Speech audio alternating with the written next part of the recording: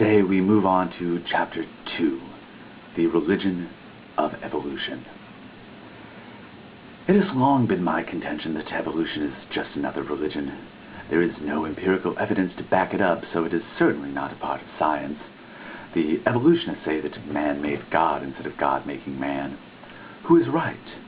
In this chapter I would like to discuss the evolution of religion, or the religion of evolution. Which is it? The public schools have been teaching for the last 50 years that religion has evolved.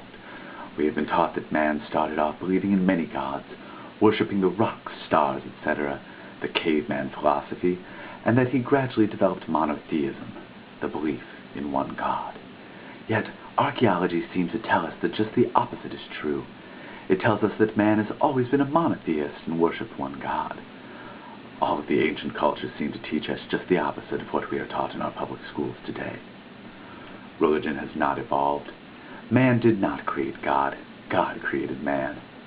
Since evolution is just a religion, it should not be taught in public schools at taxpayers' expense, unless all religions are going to be taught. In 1963, the Supreme Court ruled that if a parent or child objects to certain materials being taught in the public schools, the child cannot be removed from the class because that would violate his constitutional rights. The court further decided that the objectionable course or material would have to be removed. This case involved the question of prayer and religion. This precedent can be applied to sex education or any other questionable material.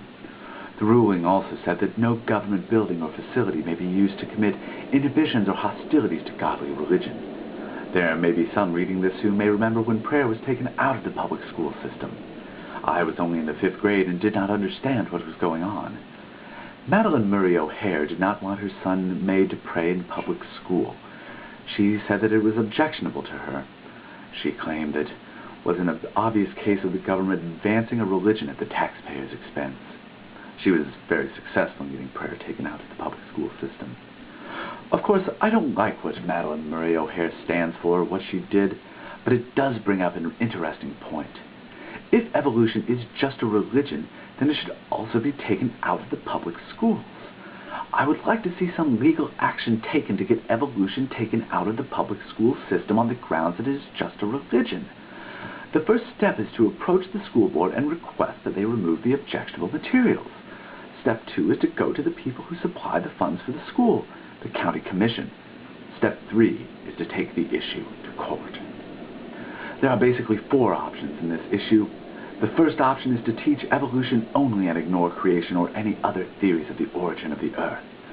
This is what is going on now in the public school systems. The option at the other end of the scale would be to teach only creation. This is what was going on in 1925 in Dayton, Tennessee. Tennessee had passed a law that made the teaching of evolution a crime.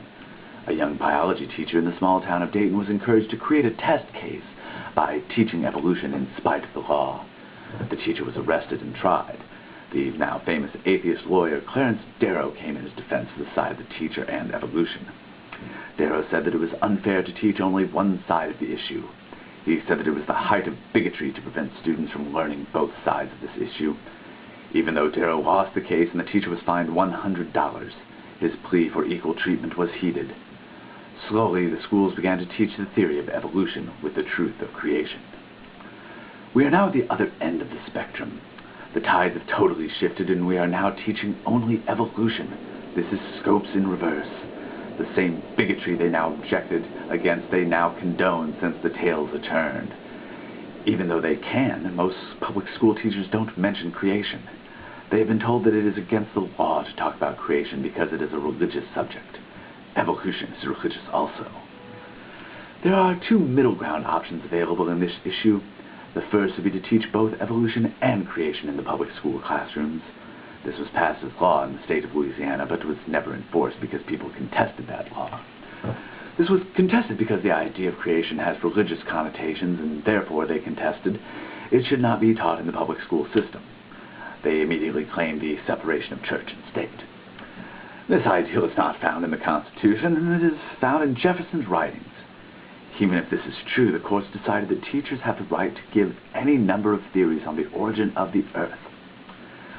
The next option is to leave both of these beliefs out of the public school system. I taught high school science and mathematics. I know that you can teach students many things without mentioning origins and where we came from. It is possible to leave the issue totally up to home or to the church.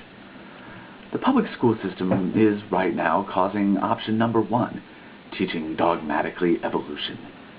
They would never dream of switching to option 4 of teaching only creation, but since option 2 of teaching both has not worked, I believe we are left with option 3.